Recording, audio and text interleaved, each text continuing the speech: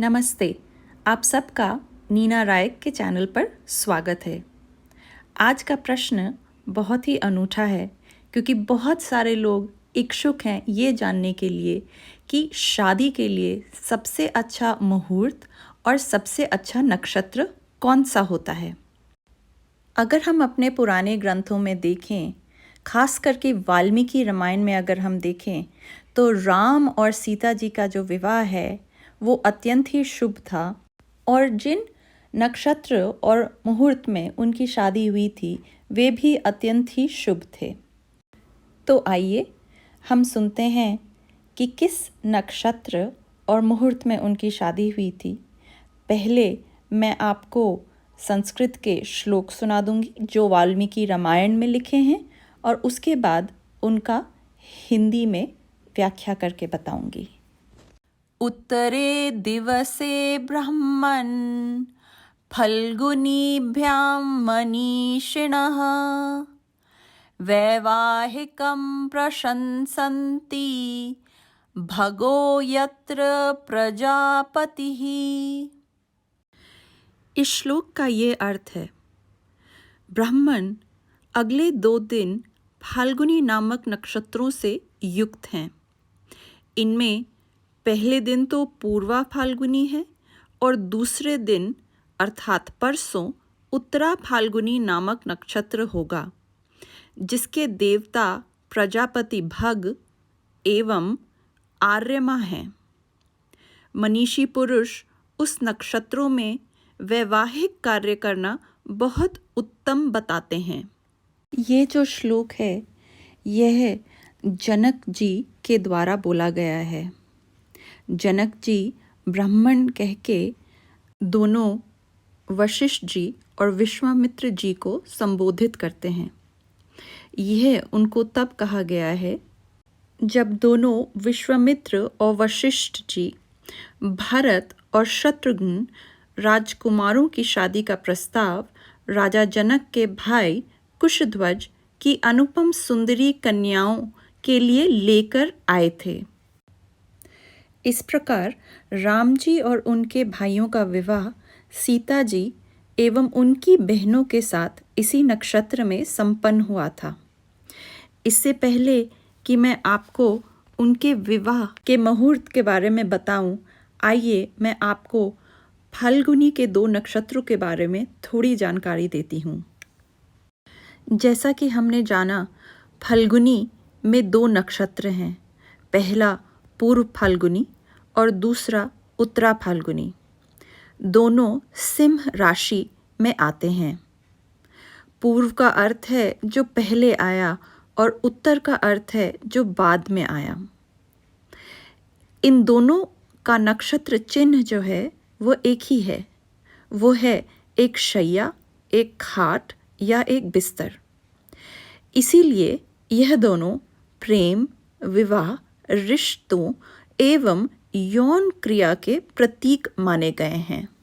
इन दोनों नक्षत्रों के देवता भग एवं आर्यमा अदिति के 12 पुत्रों में से 2 हैं। हमारे सूर्यदेव विवस्वान, जिनके पुत्र मनु हैं, जिनके पुत्र इक्ष्वाकु से राम जी का सूर्यवंशी कुल चला आ रहा है, वे भी अदिति के पुत्र हैं। अदिति के पुत्र होने के कारण इन सभी देवों को आदित्य भी कहा जाता है। पूर्व फाल्गुनी को भगद्वैत भी कहा जाता है और आपको जानकर आश्चर्य होगा कि बगदाद, इराक की राजधानी, जिसे मंगोल एम्पायर ने 1258 में ख़त्म कर दिया था, इस नगर का नाम भी भग एवं संस्कृत के दद धातु की संधि से उत्पन्न हुआ है। दद का अर्थ है देना, तो बगदाद का अर्थ हुआ जिसे भग ने दिया है। इसी भग शब्द से भगवान शब्द की भी उत्पत्ति हुई है। फाल्गुनी नक्षत्रों को जानने के बाद आइए हम देखते हैं कि किस मुहूर्त में भगवान राम और उनके भाइयों की शादी देवी सीता और उनकी बहनों के साथ हुई थी। वाल्मीकि रामायण में यह श्लोक इस प्रकार से दिया है। युक्ते मुहूर्ते विजये सर्व आभरण भूषितैः भ्रातृभिः सहितो रामः कृत कौतुक मंगलः वसिष्ठं पुरतः कृत्वा महर्षीन् अपरान् अपि। हिंदी में इस श्लोक का यह अर्थ है, तत्पश्चात विवाह के योग्य विजय नामक मुहूर्त आने पर दूल्हे के अनुरूप समस्त वेशभूषा से अलंकृत हुए भाइयों के साथ श्री रामचंद्र जी भी वहां आए। वे विवाह कालोचित मंगलाचार पूर्ण कर चुके थे तथा वशिष्ठ मुनि एवं अन्य महर्षियों को आगे करके उस मंडप में पधारे थे। विजय मुहूर्त के शुरू होने के पहले और मंडप पे आने के पहले श्री रामचंद्र जी और उनके भाइयों ने विवाह के लिए मंगलाचार पूर्ण कर दिया था और उनके पिता महाराजा दशरथ जी ने नांदी श्राद्ध नामक एक श्राद्ध किया था, जिस पे उन्होंने अपने एक एक पुत्र के मंगल के लिए धर्मानुसार 1-1 लाख गायें ब्राह्मणों को दान की थीं। मेरा एक वीडियो है श्राद्ध पर, वो आप ज़रूर देखें श्राद्ध के बारे में जानने के लिए। जब सारे राजकुमार मंडप के द्वार पर आए तब वे दाता के आदेश की प्रतीक्षा कर रहे थे। राजकुमारों के साथ उनके पिता महाराज दशरथ भी साथ पधारे थे। दाता कौन हुए?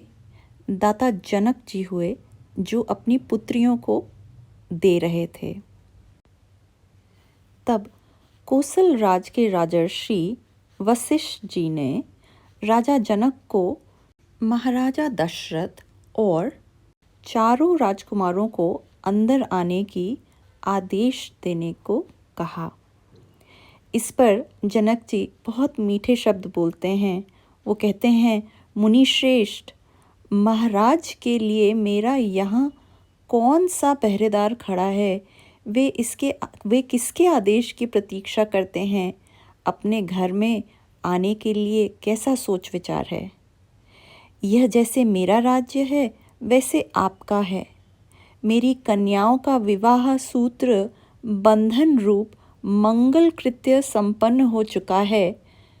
अब वे यज्ञ वेदी के पास आकर बैठी हैं और अग्नि प्रज्वलित शिखाओं के समान प्रकाशित हो रही हैं। महाराज जनक के इन शब्दों से न केवल हम एक पिता के अपनी पुत्रियों के लिए प्रेम को देख सकते हैं, बल्कि अपने समधी और दामादों के लिए आदर और अपनापन भी देख सकते हैं।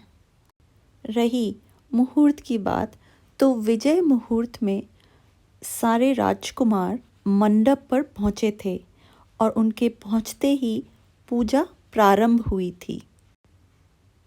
अब प्रश्न ये उठता है कि दिन में कितने मुहूर्त होते हैं और ये विजय मुहूर्त कैसा मुहूर्त है? तो एक दिन और रात में 30 मुहूर्त होते हैं, जो एक सूर्योदय से लेकर दूसरे दिन के सूर्योदय के समय में विभाजित हैं। इनमें से 15 सूर्योदय से सूर्यास्त तक तथा 15 सूर्यास्त से सूर्योदय तक हैं। एक मुहूर्त 2 घड़ी अर्थात 48 मिनट्स का होता है। इनमें से कुछ शुभ और कुछ अशुभ मुहूर्त होते हैं। शुभ मुहूर्त में मांगलिक कार्यों को शुरू किया जाता है, क्योंकि इनमें सारे ग्रह नक्षत्र शुभ परिणाम देने वाले होते हैं। साथ ही लक्ष्यों को पाने में सफलता मिलती है और कार्य में पड़ने वाले विघ्न दूर होते हैं। ऐसा ही शुभ मुहूर्त है विजय मुहूर्त। विजय मुहूर्त में स्वस्ति वाचन तथा शांति पाठ आदि मंगलाचार कार्यों को संपन्न किया जाता है। युद्ध में किसी देश पर चढ़ाई करने के लिए भी यह मुहूर्त उत्तम माना गया है। आशा करती हूँ कि ये वीडियो आपको पसंद आया होगा। इस वीडियो को लाइक और शेयर ज़रूर करें और चैनल को अवश्य सब्सक्राइब करें। जय श्री राम।